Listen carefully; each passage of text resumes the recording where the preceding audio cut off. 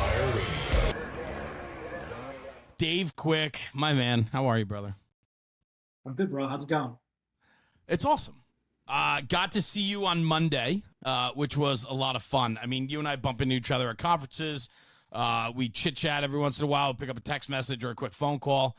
I have to tell you that I have thoroughly enjoyed watching your growth over the last few years in the fire service. You and I have had some very deep conversations. You are now out there pushing and teaching and training. Man, what did you see this coming? Like, it's built on your back of hard work. I mean, you have really put in the work, bro. And I'm saying that as somebody that's on the outside watching. But bro, on top of that work, look what you've been able to do. It's got to be fun. Oh, it's been a blast. And it's certainly not anything that I ever saw coming. And I think we've talked about it a bunch. I think we talked about it a year and a half when you had me on. I think it's a lack of planning. It's just letting things sort of come to you as they're supposed to. And it's kind of figuring out where you fit in the grand scheme of the fire service and not trying to push something that you're not trying to insert yourself into something where you don't belong, and just letting it happen naturally. I think that's been the coolest part of the ride. There's something to be said about just letting it happen.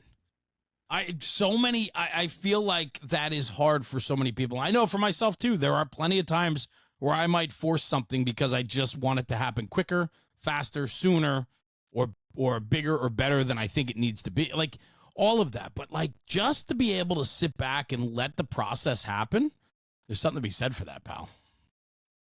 I think so. I think too, if you come at it from a spot where it's not selfish, where you're trying to make a positive change or just trying to get a certain thing out there.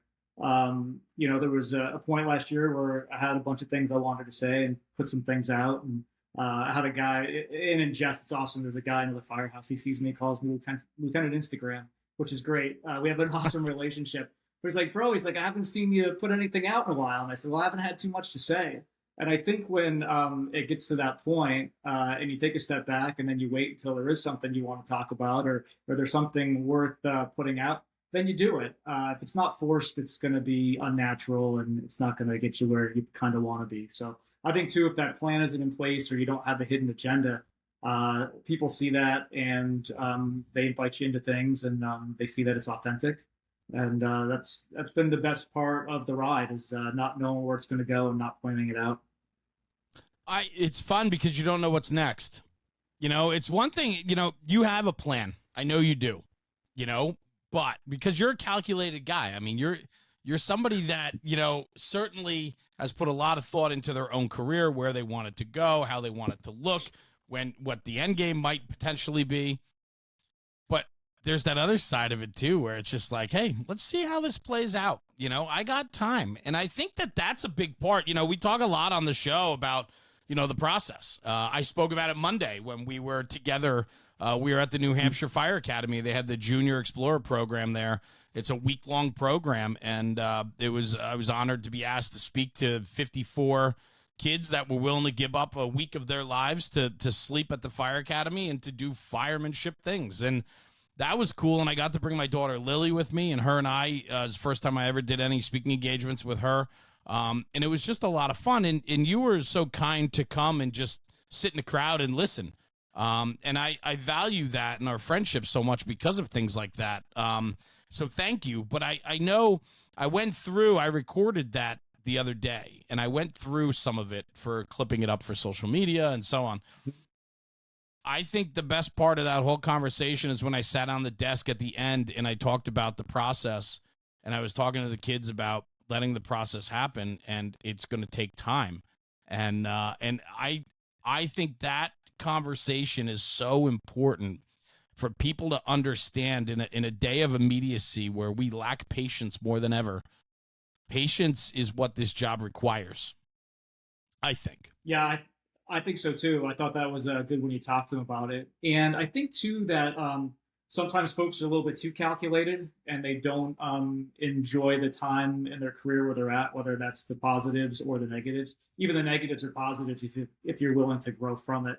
And I think too, a lot of people don't know when to move on or what those plateaus are. So I think it's important that you You go through being like the junior guy, and you kind of own that, and you kind of have to get your growing pains between like years 3 through 7, where you think you're really a great fireman until you're finally humbled, and then you realize that, well, you know what, maybe I wasn't all that great. Maybe I should go do some extra training and be a little bit more dialed in. And then maybe you kind of become the senior man, and now you've ridden the back step for a while, and now you're ready to promote. I think that when you get to that point, if you spend some time going through and enjoying all those other avenues, when you do go to promote, you don't look back and say, man, I wish I had spent more time doing X, Y, and Z. So I know I said it to begin with, and I'll probably continue to say it if we're on this conversation, is just letting things come to you naturally and Yeah. understand when it's time to move on, whether it's a different company or promote or try a different avenue. I think that's when you're going to gain the most happiness in your career. So two things, because I know where I want to take this conversation with you, but I want to say one thing. Something popped into my head. You hit it. It's Ferris Bueller, right? Life moves pretty fast. If you don't stop and look around every once in a while, you could miss it. And I think, to your point, you said too focused. When you're too focused, you might miss out on the enjoyable parts of this job. Like, I know for myself, I can get very intense and very focused. And when I do, I realize that the outside world kind of shuts off to me. And then I realize that everybody's standing around is having a good time, and I'm the only one knee deep in frustration trying to navigate this focus that's in my head. And maybe I need to just take a step back and let it happen. I mean, it's not being a control freak, but it's somebody that has to or is in control. And sometimes you just got to let go of the control, no? Yeah, you definitely have to. It's hard. It's so that freaking hard, You bro. hear that statement though, right? Everyone's like, "Oh man, and it definitely is hard." Right? But you hear like, "Oh man, you stepped in shit." And I don't think that that's the case. I think people that are successful have set themselves up for that success. Yeah, maybe timing is a crucial factor. Maybe the connections that you make obviously are crucial as well. But all of that happens too because of the hard work that you put in going towards it.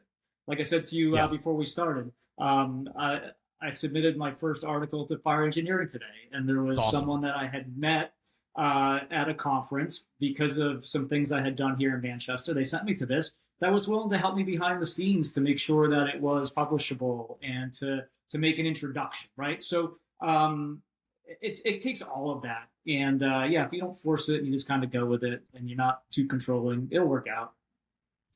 And then the other side of it is knowing when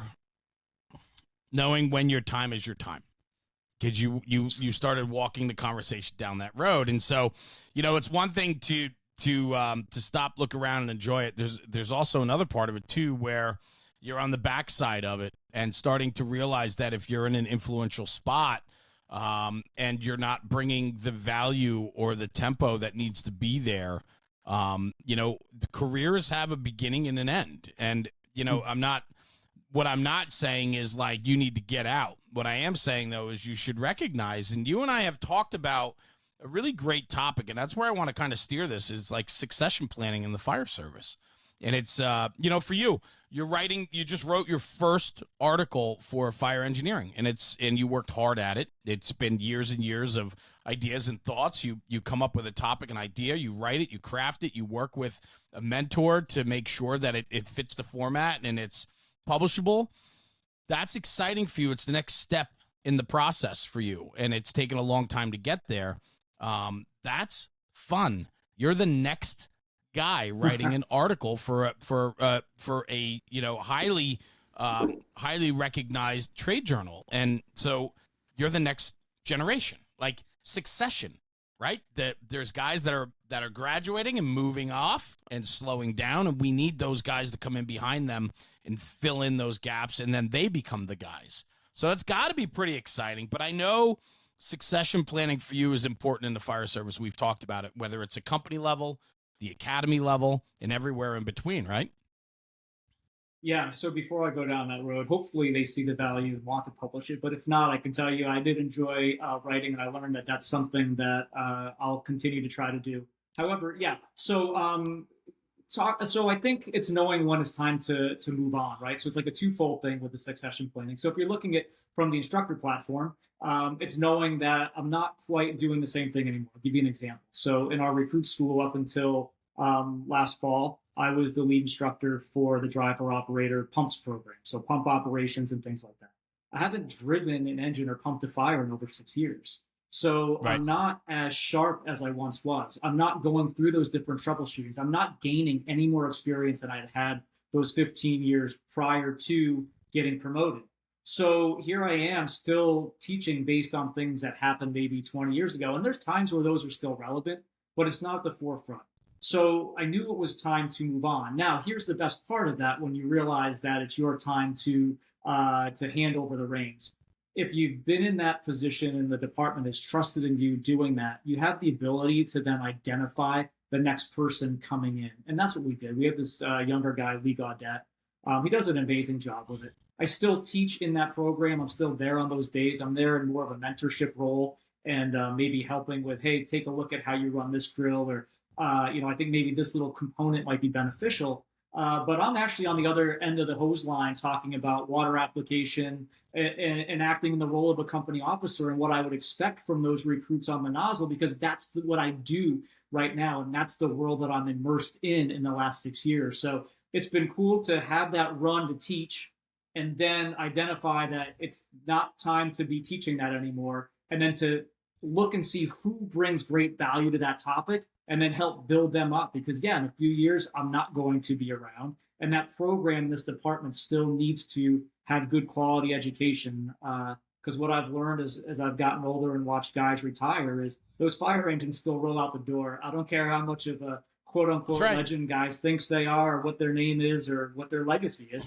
Fire department's still going to keep going, and we owe it to the guys coming up on the job and the folks in the community to make sure that the next generation's ready.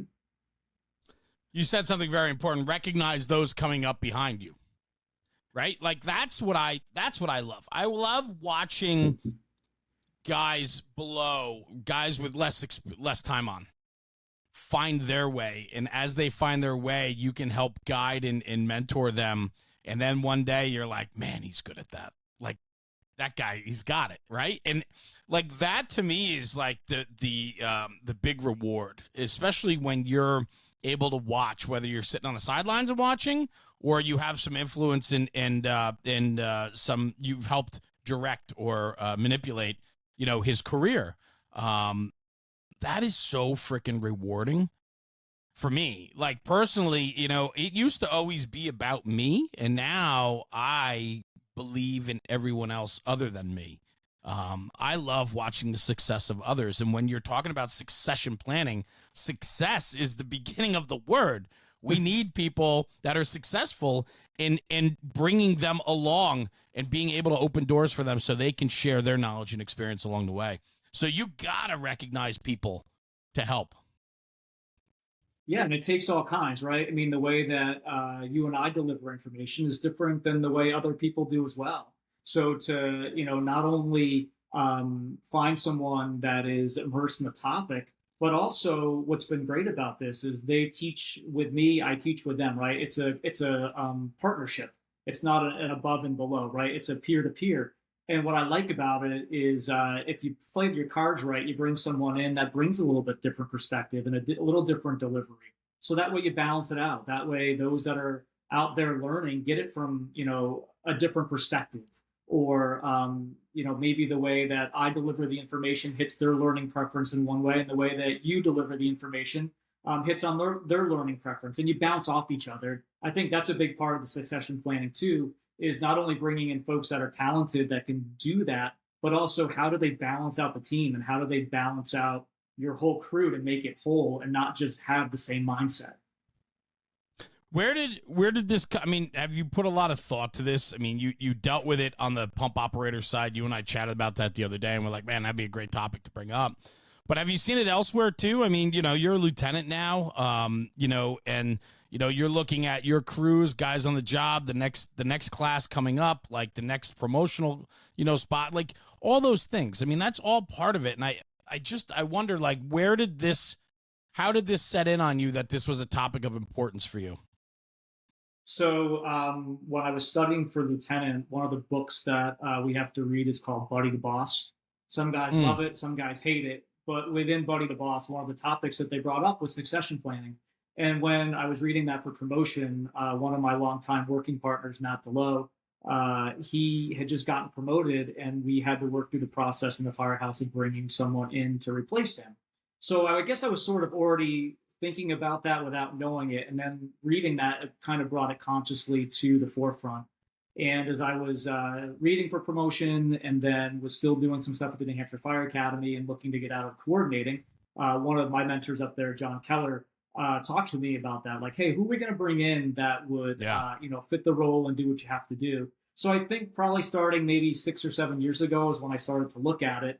And then I just was able to truly implement it a couple of months ago when one of my guys got promoted. And I think it's a topic that company officers, when they're developing their crew, don't always think in depthly about. Now, some fire departments don't allow the company officer, the crew, to have a say, and some fire departments aren't large enough to, have multiple stations to be able to make those Right. decisions. But if they do, I think that there's a lot that should go into it.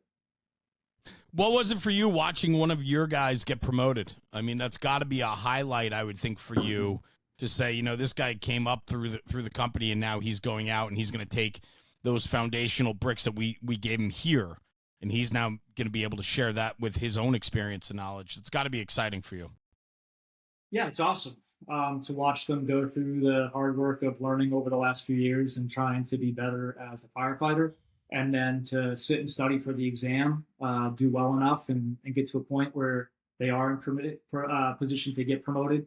We have this opportunity for our guys who are on the list when they get close to the top to ride in the front seat. So the ability to try to help mentor them and get them ready. And I know for me, I thought I had a pretty good plan going into it on how to mentor him. And I think it went pretty well, but there was a lot of different things. I shouldn't say a lot of different things. There are a lot of things I would do differently the next time, or things that I would expound on, or maybe even start a little bit sooner. So I know for my own personal growth as a company officer, and looking at one of my guys right now is on lieutenant's list as well, not within reach at this point of getting promoted, but I think that if he does get within the top five, I think he will get promoted. And I'm thankful to have had that experience with my last guy to help prepare this next generation as well. It's great. But you're It's also awesome to see you're your also guys get learning. Oh, 100%. But you're also learning too. I mean, this is Oh, yeah. you went and that's part of the process also, right? It is. I mean, it's not just developing those folks, but it's developing your own skills as well, as long as you're willing to look at that and to Yes. reflect and realize where some of those shortcomings are. And from working with him, I'm developing a program right now that talks about being the officer on the initial hand line. It's not strategy and tactics. It's what is the role of the company officer as the supervisor. And then more importantly, what are the transmissions that need to be made outside to command so they're hitting their benchmarks. I think it's a missing component within the fire service. Both, I don't hear many people talking about on the circuit. I don't see any articles, and it's great. There's lots on leadership in the firehouse, and there's lots on strategy and tactics. But the one thing that the company officer, every company officer, is going to have to do is lead the initial hand line at some point. And we don't have anything to do that. And that's probably what I learned the most out of working through one of my guys close to getting promoted was, they do a great job on the nozzle, but they're not listening to what command's asking for and what I'm transmitting. They're busy doing their own thing. Can we expand on that, Dave? I mean, can we go down that Sure. road a little bit? Or, I mean, I'm very curious now because you're 100% right. I always said we teach thermal imaging classes, right? For instance, and we teach the theory in the classroom. We teach, the things to look for, how the different cameras work, blah, blah, blah, blah, blah. Then we go to the fire ground and we put them in the fire tank and we do burns with them and we use them. But we never talk about how to wear it, how you work with it. Do you keep it to your side? Do you wear it on web? Like all those little nuances that are on your mind. It's like, how do I use it correct? I understand how to use it in the fire room or entering a building. I understand the theory behind it. How do I store it, wear it, when do I, you know what I'm saying? It's like Oh, yeah. those missing pieces that we have to connect the dots. And so I feel that's what I'm conjuring up in my brain is about when you talk about this. That's what it is. It's like that bridge. It's those other things that like we don't talk about. We just expect you to know or pretend you know. Yeah, for sure. So what I realized is through this journey as a company officer, the things that I do direct in the hand line have come from four places. Number one, it was self-reflection after I did something really well, and I tried it again to make sure that it wasn't, wasn't accidentally successful. The second part was self-reflection where I knew I completely fucked up, and I'm like, Mm. I'm not doing that again. I had chiefs. The third way was the chief coming up to me and saying, "What the hell were you thinking? I can't believe you did that." Right. And Yes. then the biggest one was the mentoring from chiefs that took the time to say, "Hey, listen, I appreciate what you did. I understand why you did what you did, but maybe next time think about this." Right. So my Yeah. foundation that I came from was through those four things. There was no one that said to me, "Hey, listen, when you go and you get promoted and now you're the officer on the line, this is your responsibility. These are the things that you have to hit on. This is what I need to hear." It was really a journey of self-study in getting to where I'm at, after just about 6 years of being promoted. So it's things like, what are the conversations that the boss has with the chauffeur that you don't read in the book? It's important stuff. One quick example is if we're first due, I'll remind my chauffeur who the second due is. In my fire department, the second due brings you water. So if we're going on a box and I know engine 5 is second due, I'll say, Stevie, engine 5 is your second due. They're bringing you water. So that way they know in their head consciously who they need to connect with, whether that's the person, whether that's on the radio, right? It goes through a little bit on arrival reports, the key points. And then I've been fortunate to have 5 probies on their first fires, which I happen to love. But, as you know, they're like this, right? The deer in the headlights. You Sure. have to direct them as to what hand line to pull, where you want it, where to stop. It's your job as the boss to proof the line. It's your job to make sure that you call for water and not for them, because ultimately it's your responsibility, right? And then it's things like using the thermal imaging camera to check those conditions. Um, Really, what it had started out with for me was my guy was riding the seat, and I didn't necessarily like all the components that he was missing on the size up. So I wrote it on a scrap paper and said, "Here, hold on to this."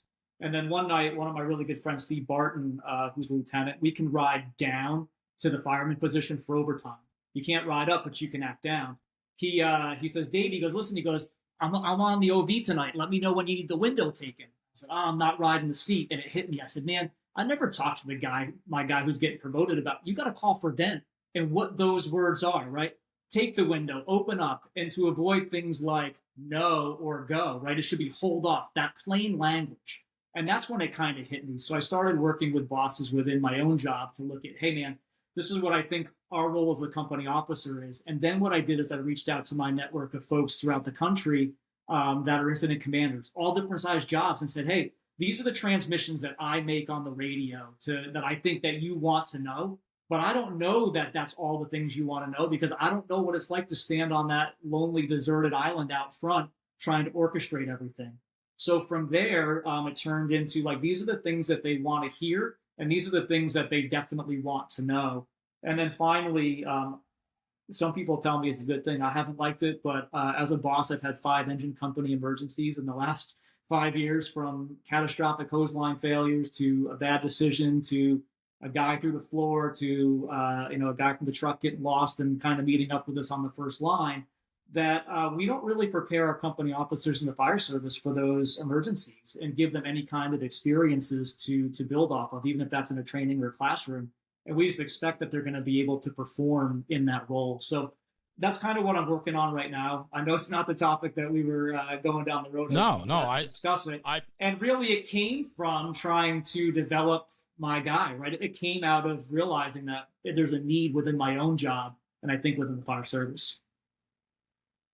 I love everything about that. I'm looking forward to seeing how you put this all together, because it is so important that it's so cool to be able to take your own experiences and find like, hey, I'm finding myself to navigate this space by myself because there was nothing there to help me figure this out. And if it's not there for you, it's not there for anyone else. And I love when guys see opportunity like that and say, you know, we could do this better.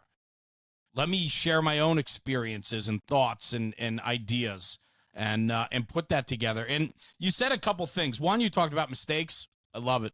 It's the only way we learn. We learn from our own mistakes. I mean that. Like I make mistakes every single day, right? Yep. So bouncing back from things that happen. I love the emergencies. There is, you know, we take for granted that our people are going to be dialed in when called upon. And when it happens, it's like going to a fire next door to the firehouse, man. You're never ready. You know what I'm saying? Like you can't prepare for it. But we can talk about it, right?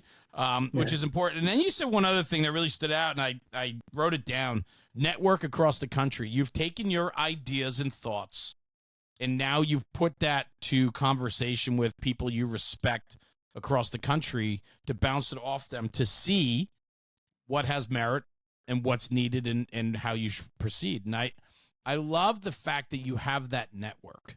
And it doesn't, you know, listen, it could be homegrown for people. It could just be, you know, 2-3 guys in your, you know, zip code or the next town over that you respect and that you value their own experience and opinions. For you, you have quite the depth these days. So I got to think that that's fun to be able to bring a conversation or an idea to a group of people you highly respect and then have open dialogue with it. Yeah, it's a blast. The other thing that I kind of like too is like getting that different perspective across the board. But what you really find out is that so many of us are more similar than we are different. And to be honest with you, the majority of the comments that I got back were what I got from, you know, the battalion chiefs within my own job, which was great. Sure. You know, you got reinforces it. Yeah. So for sure. And you got those other nuggets from those other folks, and it's been good. I really appreciate that. I like getting out of my own area and seeing how things are. Some things work great here that others are doing, and some things just don't work, and that's good. But it's fun to evaluate and go down that road. You know what I found too, and this has been something I've been exploring more and more. We always say, you know, you want to run with like-minded people, but I also want to be challenged. You know, sometimes where you surround yourself with yes men, if you will, they don't challenge you, right? You get very comfortable and complacent with conversations where guys are just going to be like, yeah, yep, perfect, yep, that sounds great. I mean, I want to surround myself with people that are also going to challenge me, and that's new for me. Only in the last few years have I realized I get better when somebody says, that's a great idea, but do you think of this? How about this? Or no, you're going the wrong way. I think you should bring it back around and go this way. I value that more than the yes men all day long. I agree. I would say it changed for me 3 years ago. One of my guys is very challenging in a positive way. I love him, but he makes, and he knows that we've talked about it. And I tell him that too, like, look, you've made me better because you will challenge the status quo. And he does it respectfully and in a way that it should be done. And we have a fantastic relationship. So I do appreciate that. One thing that I've started to be more verbal about with folks is this. As I was writing my article and I wanted a few people that I really respected to look over it, I said, look, I'm going to send this to you. Will you review it? Same thing with this engine boss thing that I've been working on. And now what I say to them is this. I'm sending this to you because I truly value your opinion, and I want to know both good and bad, but mostly bad, constructive criticism, how it can be better.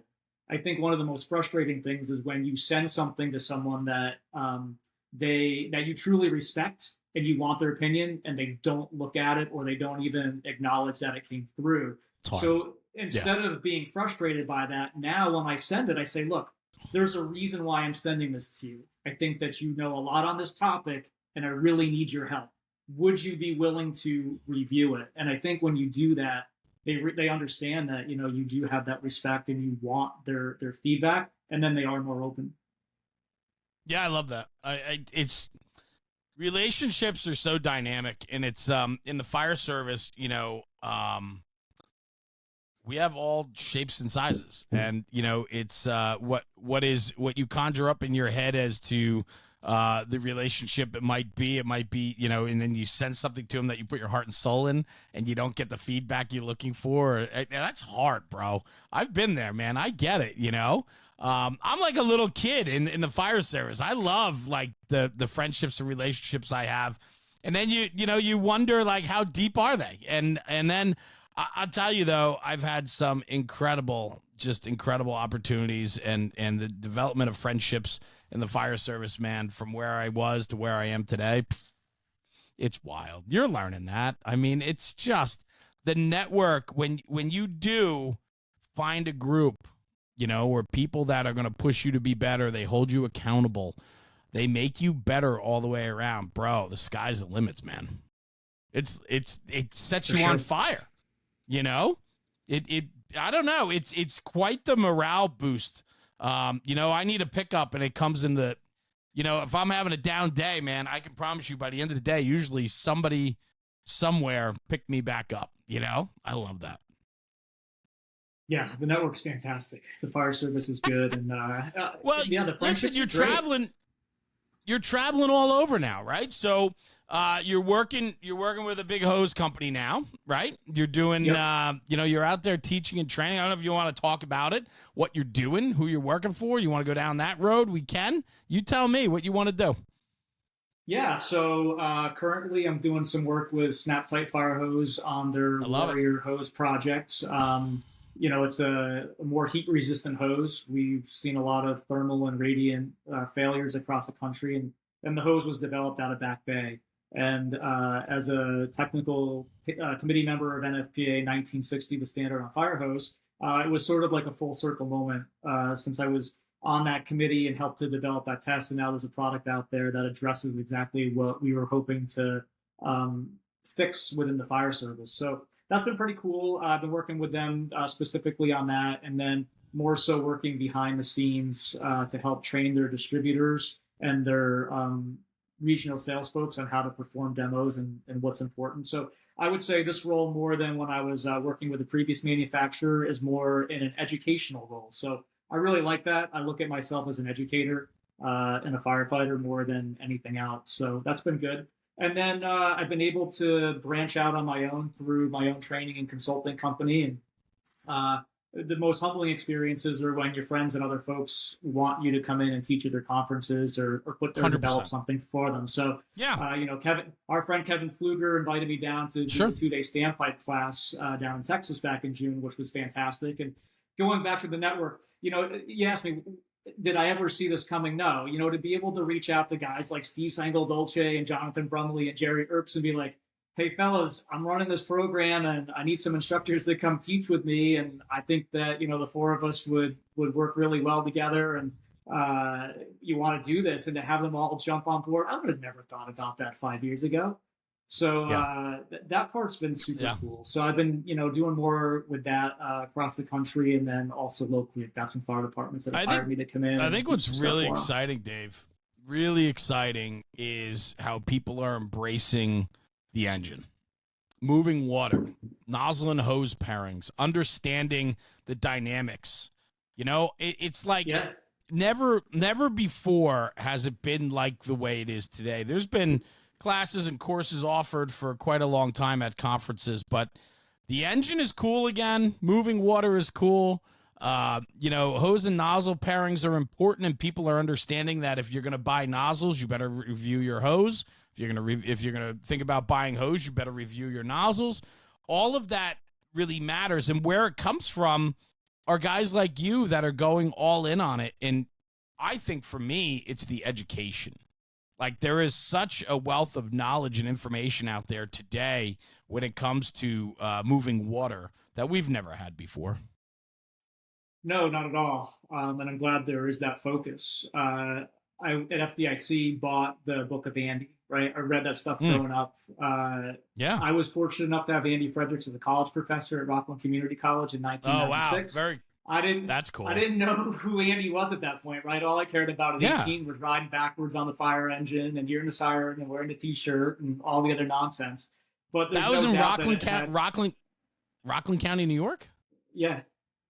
Are you from this? Are you from that area? I grew up in Kingston, up in Ulster County. Oh, I didn't know that. Yeah, I was there until I was 25. No way. And then I moved up here. Yeah, my dad's still a call guy right off exit 19 there in Spring Lake. Oh, I know it Yep. well, man. Holy crap! I Yep. had no idea. We've never talked about that. I don't think Oh, that's I'm cool. surprised. Probably not. No, yeah, I'm a Yeah, local down there. So no kidding. it's All right. such a big influence, right? So I think, my love of the engine started back then because after, my 1 year of doing all my fire stuff and then going on to gen ed stuff and being at the school, I started getting fire engineering and reading those articles. And what's fascinating is to pick up the book. I've been trying to read like one article a night with a nice little pour of bourbon. It's a perfect end of the Nice. day. And what's Yeah. super cool is all the stuff that Andy was working on, and we hear it, but so much of it is still so relevant today. It's cool to see the influence that he's had over that time. And, he was making it cool in the 90s before all the rescue stuff in the early 2000s. And it is good to see it come back around. And He's we're cert focusing more on stuff. he certainly was ahead of his time. When I too didn't really understand the impact of or who Andy Fredericks was until much later in my fire service career, and understanding that. And I too have his book now, and I've had it printed. I had it like in a binder. Somebody Right. printed it off the computer. I've had that forever. But it's what's really cool about that is like foundational beliefs in that what he was talking about in the early to mid 90s is still the majority of it holds true today. And the fact that the fire service has come to understand and value somebody like him. He was a pioneer. He was somebody that, spoke about the engine company at a time where it wasn't sexy, and now we've kind of built this way of life, like the truck, you said rescue company operations, SOC operations, like especially after September 11th, but even leading into September 11th, there was a move for large scale disaster responses, the USAR team, special tech, and all that. So the fire service, like any industry, moves and sways. And so, you go through your ups and downs of different companies. Then the truck company became incredibly sexy, and everybody wanted to be a truckman, and everybody wants to do the truck work and ride a truck. But man, the engine became cool again. And then for the fire service to recognize leaders in that space long before it was considered cool, he's a pioneer, man. I mean, it's super cool that you're diving in on his readings. The fact that you had him as an instructor, that's pretty cool. Yeah, and I try to put myself in his shoes back in the 90s when information wasn't all that readily available. And, some of his statements that he has in the book are pretty bold statements. So I think the confidence to be able to make those statements, put it in writing, and back up his experiences were huge. And I think I'm seeing that today as well with some folks that are out there that are putting some information out on the circuit, which is good. Sometimes putting yourself out there and really standing behind what you believe in is super important. And I can only imagine what it must have been like for him to write that stuff back in the day. Well, I think ownership matters. I really do. People can go either way on that topic. That's okay. I think where we are in the fire service, though, is we need to be sure that the information that's being provided is coming from a place of authenticity. And, it's important to know where it's coming from. And for somebody like that to sign his name to it, and some not controversial, but some cutting edge thoughts where it might have went against the standard of the norm of the time, and he was willing to put his name behind that. Fast forward years later, decades later, we find that his words were truthful, and in coming from him, it allowed for growth in the fire service. Yeah, for sure. Yeah, it's super neat to go back through and to read the stuff. Yeah. So what are you doing with all that? I mean, you felt you. What I watch, I know you've worked with Ray McCormack a bunch, Jerry Herbst, a bunch of guys, engine guys, which is a lot of fun. And I got to think though, after weekends like that where you're out training and so on, and the brotherhood, the camaraderie, the storytelling, the laughter, you come back from that renewed and refreshed. And I have to tell you that I started this conversation by saying it's been fun watching you, because it really has. You're gaining. I think what happens through time like that and exposure and being able to teach on that level, if you will, it gives you a sense of confidence that what you're doing and validating all the hard work that you've put in along the way. Because I know you've put in the work. Yeah, I guess it does validate it. I never thought of it. I think there's still times where I'm in awe that, I'm teaching with these guys and hanging out and having beers and shooting the shit. One of the things, and maybe as a guy that I'll say came onto the scene, I don't even know that I believe that fully, but a guy that was starting to get immersed more with those that are highly touted within the fire service. Coming in older, I think, was a little bit of a benefit because I think you Mm, realize a little bit that they are just firefighters. They wear bumper pants and they go to the same, shitty and puke-laden med runs that we all go to, which just gives you a little different perspective. Which what I think really does is it helps open the door to having really thoughtful and good conversations based on experience. And you're asking that question because you truly value their experience and what knowledge you're trying to gain.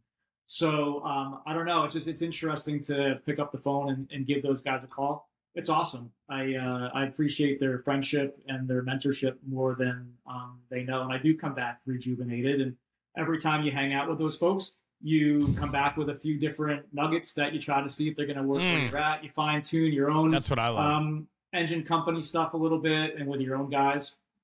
I think too. I've learned through making those mistakes when I was younger. I don't come back all hell bent with all the new stuff like you hear folks talk about. Hey, let's go try this new thing out. You Right. either slowly Yeah, well, work it check in or this you out.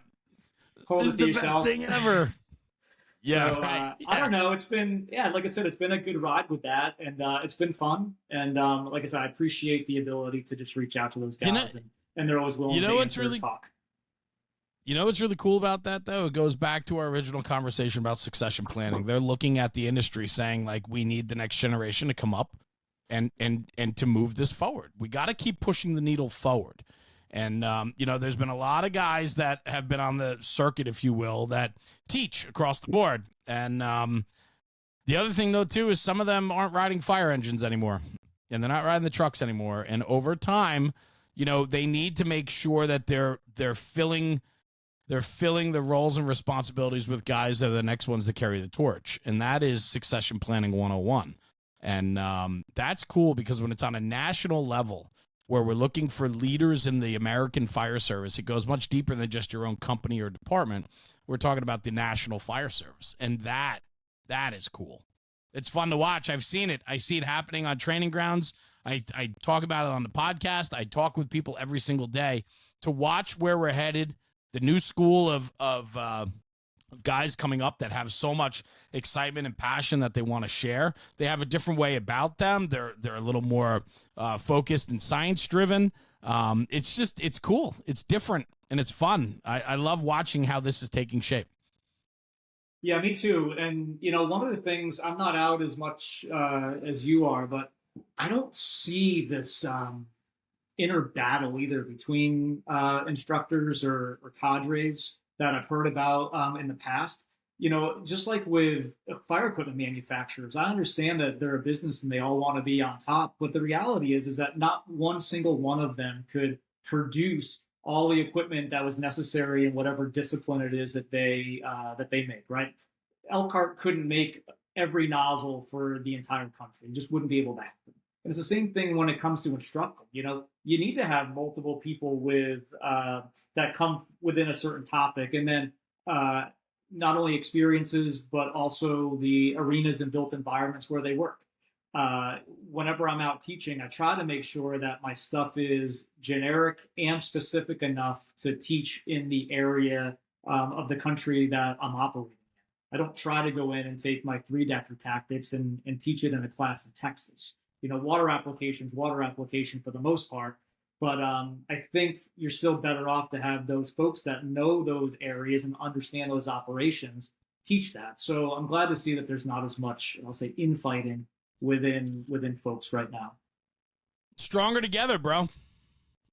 Stronger together.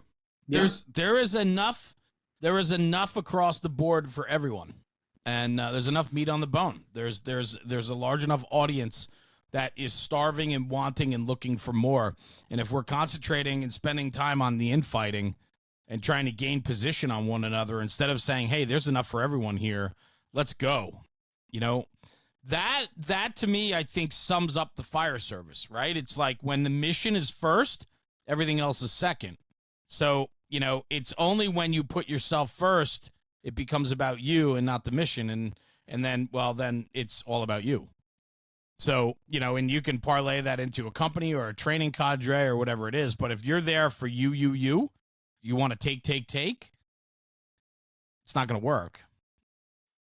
Yeah, and I think that was one of the things as I've consulted with different manufacturers is they have to realize. I advise them that they need to realize that the fire service is not in competition with each other, right? So That's right. right, the city of Manchester is not in competition with the city of Concord. So when I'm looking for equipment or I'm looking for a tactic, I'm calling and we're collaborating. And they need to understand that they can't pit one against the other because the fire service is truly a community, and they need to make sure that they're playing nice in the sandbox with the other manufacturers and with the departments as well. Because as I've learned, business and the fire service are two totally different entities with two totally different thought processes.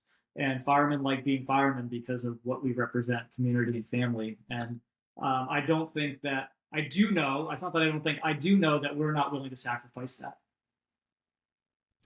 Well, and that's it. And then how do you educate the manufacturers and the dealer network, right? Because that is the hardest part for me when I do projects and I consult and I do all these different things and you try to explain to them, listen, I know where you're coming from. I get the corporate point of view. However, this is a very narrow and focused industry.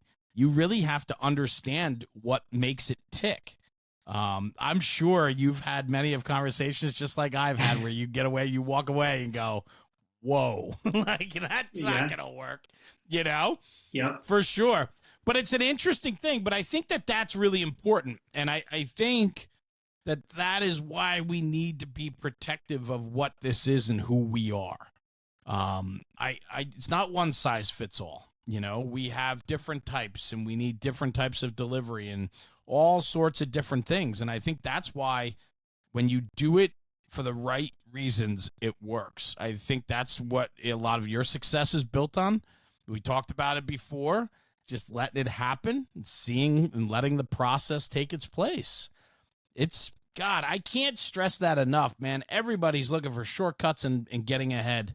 And I just want to reiterate, man, it just takes time. There's some things that can't be rushed. I think that's all of it, right? I started at 16 as a junior member, just like your daughter, right? Everything other than being Sure. able to go interior or drive a fire engine. And it does. You can't rush your experiences. You can't rush the calls you go on and the trainings that you have. And yeah, I think when folks realize that, you just get that much more fulfillment out of it. Take the experience that you do have and continue to grow with that. Yeah. You enjoy it? You enjoy it? Enjoy what? All of it. I enjoy every bit of it. I think I love that. That's the point, Dave. Yes. I remember Yes. when we chatted the last time doing this, about a year and a half ago, and this is great. I'm in my office today. That night I was up in my closet with these headphones on a card table. What a difference a year and a half makes. But you asked me then, am I happy? Yeah. Was I happier then than I had been before? Yeah, and I'd say even now I'm happier now than I was then. That's it. I really think it's age and wisdom. I think that you realize what matters and what doesn't. And as busy and stressful as I get, I tell my guys all the time, even on the days when administration throws a whole lot of shit, and you get behind on your paperwork and everything else, man, going out and doing the company drill, going out on runs and going to the grocery store and laughing, I just don't understand how guys make it so hard or why they have to be so miserable. I mean, the places and buildings that we get to go to and the views that we get to see and the cool equipment that we play with and, you know, the opportunities that we have. It's just, yeah, man, it's great from, you know, the firehouse to having folks across the country that you can reach out to and, you know, family that supports you and be able to go and do different things. It's awesome. I don't know. Yes, I'm happier now. I don't let the bullshit bother me as much. I don't know what changed it. I think part of it was my captain getting severely burned a couple of years ago. That put a whole new perspective on the job and what life is. And no, man, it's great. I know we chat all the time, and I think you hear that in my voice when we do kibitz. Well, I do, and I think about guys like you, right? Because you are a serious, calculated type of guy. right? And I watch you, and your brain is constantly moving. And you're even the other day when you and I walked the fire grounds at the fire academy, just spending some time together, and they were showing us what they were doing, and so on. You have a presence about you that it's serious. It's a serious. You have a serious demeanor about you, but you're smiling. I love it because there is that fun side too, and I just want to make sure that, like, when I talk to my friends, that they're enjoying it. I mean, this is, I say it in my class, and when I talk to people, I go, man, it's the greatest thing ever. You got to enjoy this. Like, we can't let our people lose sight of that. And the problem is, though, is that we have departments and companies that are failing our people. People are falling out of love with it more than I think ever before. And it takes guys like you and me and our friends to make sure that people still stay dialed in, and we find ways to make sure that people are still falling in love with it. We have to do that, because the minute we allow people to fall out of love with the fire service, we're going to be in big trouble. Yeah, 100%. And that's our job, to be able to have them continue to love it, and to be able to foster that environment where they can, especially as a company officer, taking the heat on whatever it is, trying to take care of them and make sure that, you protect them as best as you can. And I guess I understand my demeanor, and I think it comes from a company officer perspective, where you sort of just allow folks to see who you are, that you want to see who you are. You have to have some sort of a presence. Get it. But I'm not sitting here saying, bro, I'm not saying you're not a fun guy or anything. Jesus, oh, I'm not. That's not what I'm saying. The guys I work with. Yeah, they don't call me Daddy Dave. They don't call me Daddy Dave or Daddy Dave Care for nothing. No, but one of the coolest things, I know you appreciate this. We're skiing one day on the Union trip, and one of the guys is there. He goes, "I didn't realize that you were actually like laughing, that you were this much fun." And I said, "Well, outside the firehouse, you get a different view, and it does suck, right? I mean, there are those.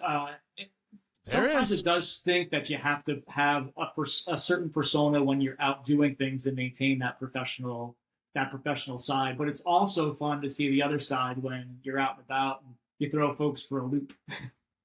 100%.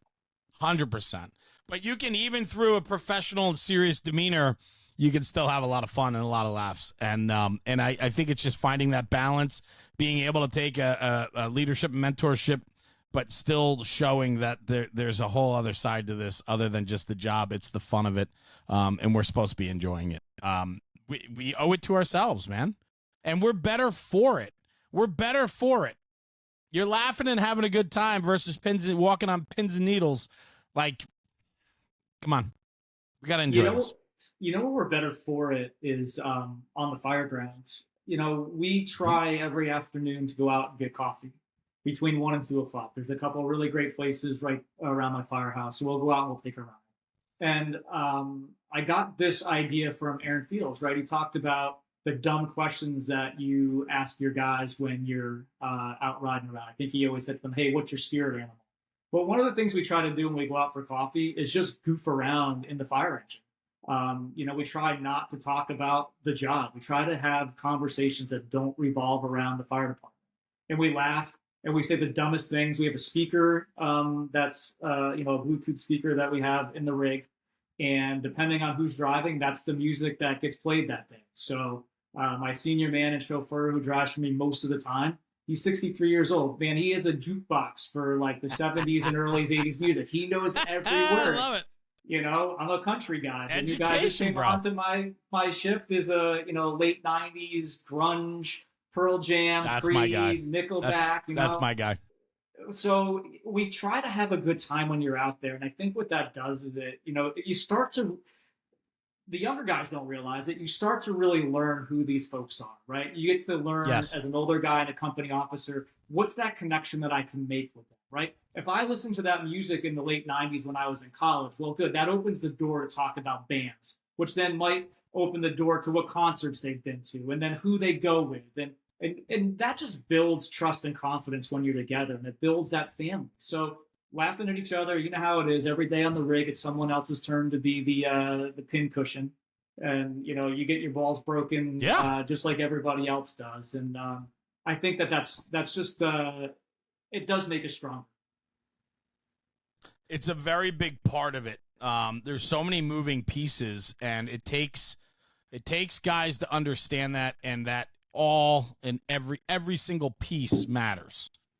You know, it does. I think, you know, maintaining a tempo and some fun on the rig like you do makes firefighting easier, makes stretching a line better, brings your group together, the cohesion when something goes down, like all of it. Every one of those little pieces come together to make the whole, you know, the whole puzzle, if you will. And Yeah. I love guys that recognize that and work at it. And that's the thing too. It's the work that goes into it, Dave. It takes work to make those simple things happen. But man, once you put in some of that work and it becomes the standard, now it's on autopilot. And then you move on to the next fire, right? You move on to the next thing. I love that. Yeah, it pays huge dividends. It really does. Yeah. Yeah. So what's next for you? I mean, shit, you got a lot going on, pal. You're writing articles. Man. You're putting together a program. You got you're on the road training. You're teaching. You're educating our firefighters. What's next for Dave Quick? So one of the things I'm most excited about is I was selected for the new UL Tech Panel for the multi-story, multiple dwelling study. Man, I saw that list come out, and I was shocked based on the number of heavy hitters on that list that I was selected. And more importantly, I know some super heavy hitters that applied and didn't get selected. So I feel very fortunate. As dumb as this sounds, I got the email that I was selected on a Friday night, and I was in the kitchen and I like jumped up and made a sound. My wife's like, "What are you doing? That's not who I. It's not. It's not Fun Dave, right?" So I was super stoked to be doing that. I think we're going someplace around the Philadelphia area in September. So I don't know what that's going to bring, but I like the stuff that UL's doing. I've had some really good conversations with Mickey Farrell about data. I think he's spot on with data and interpretation. So I think that you do need to look at the stats and everything that's being put out and make sure that it does apply in the environment where you're working. One example is I've been working on this engine boss thing is all of my engine company emergencies have come during the day. But if you look at Project Mayday, it says that the majority of engine company emergencies and Maydays happen between midnight and 6 a.m. And only one, I've been involved with 7 in my career as a fireman and as an officer, and only one of the 7 was at night. So there's really great data out there, but it doesn't match where I work. In fact, the majority of building fires in the city of Manchester happen during the day, not at night.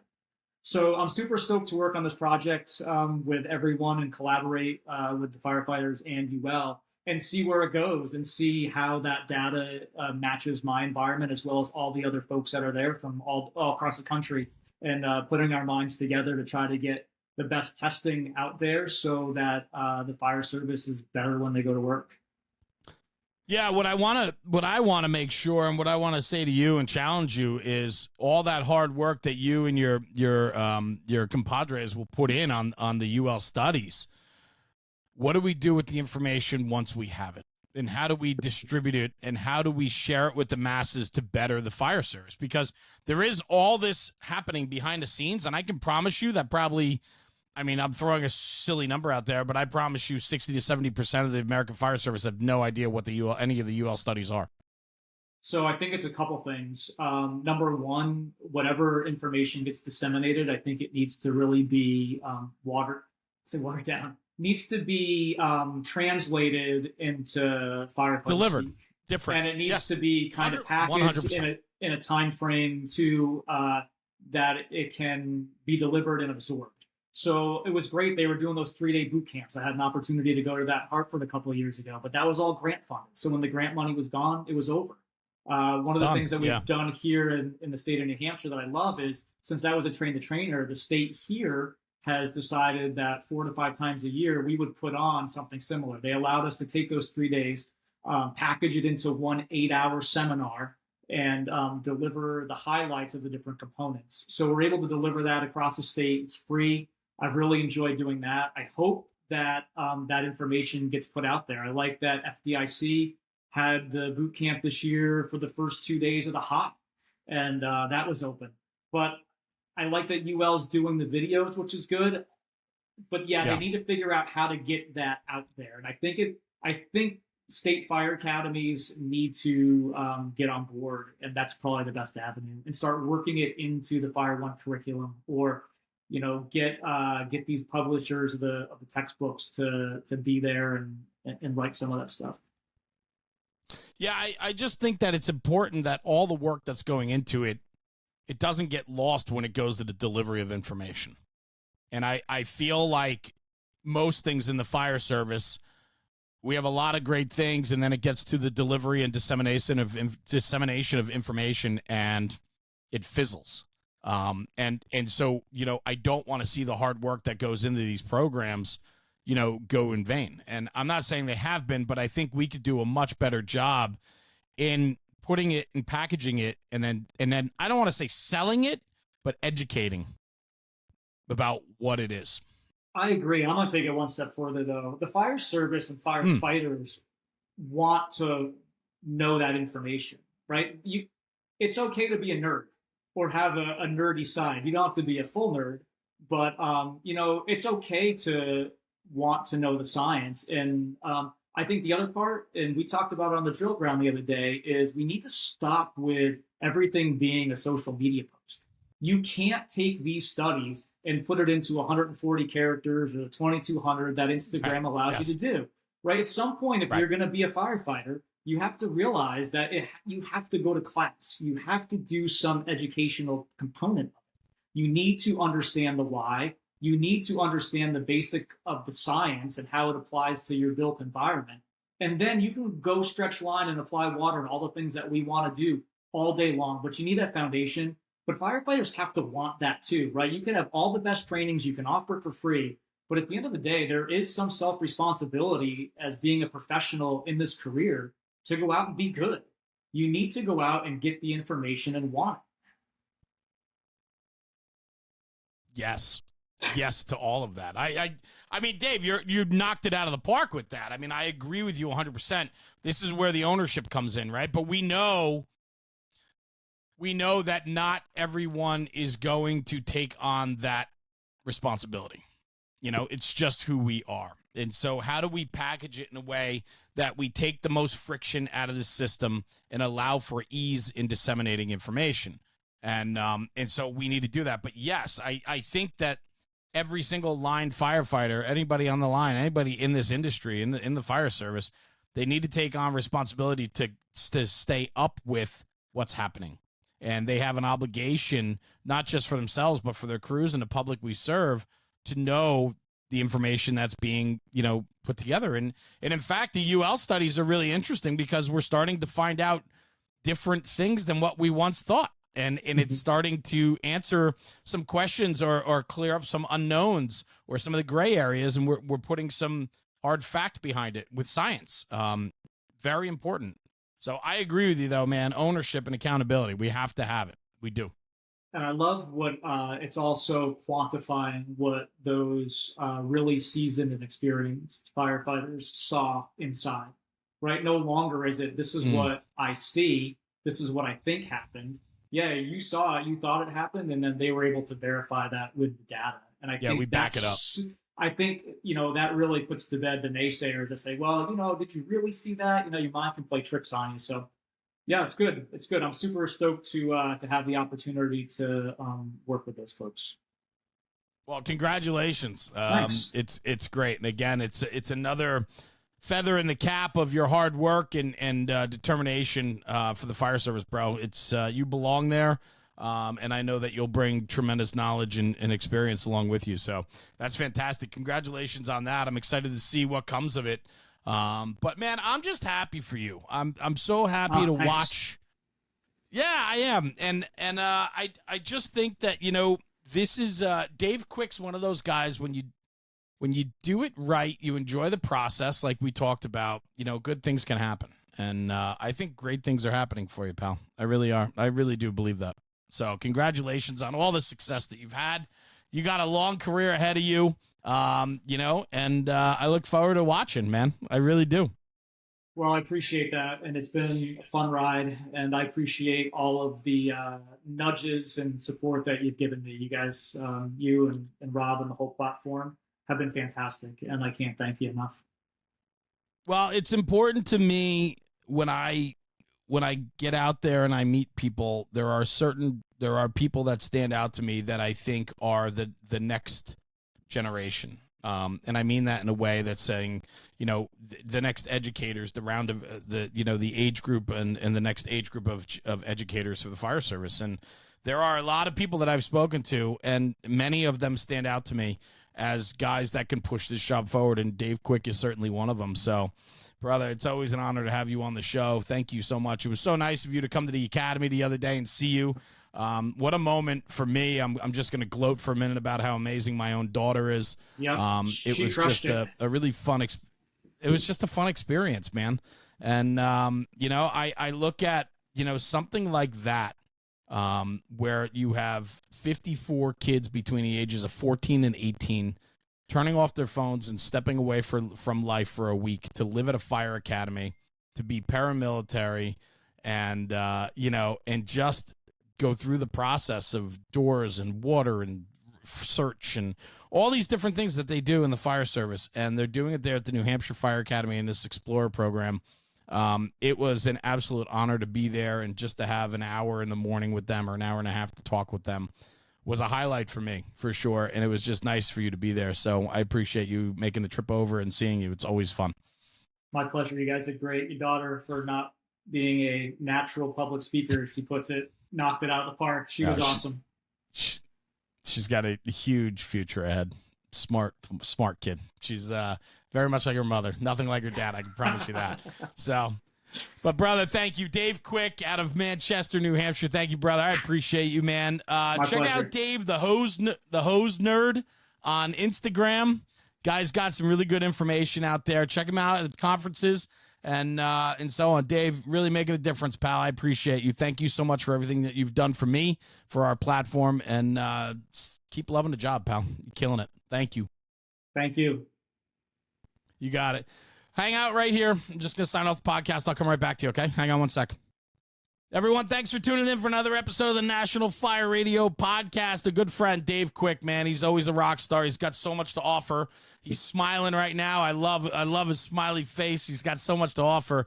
Check him out on Instagram, the Hose Nerd on Instagram, on social media as well. He's just incredibly methodical, and his mindset is so dialed in. He's a guy that you want to watch and see what the future holds. So anyway, do me a favor, take these conversations, take it back to the firehouse and talk about it, because when we talk about the job, we're making the job better. I'll see you at the next one. Jeremy, National Fire Radio.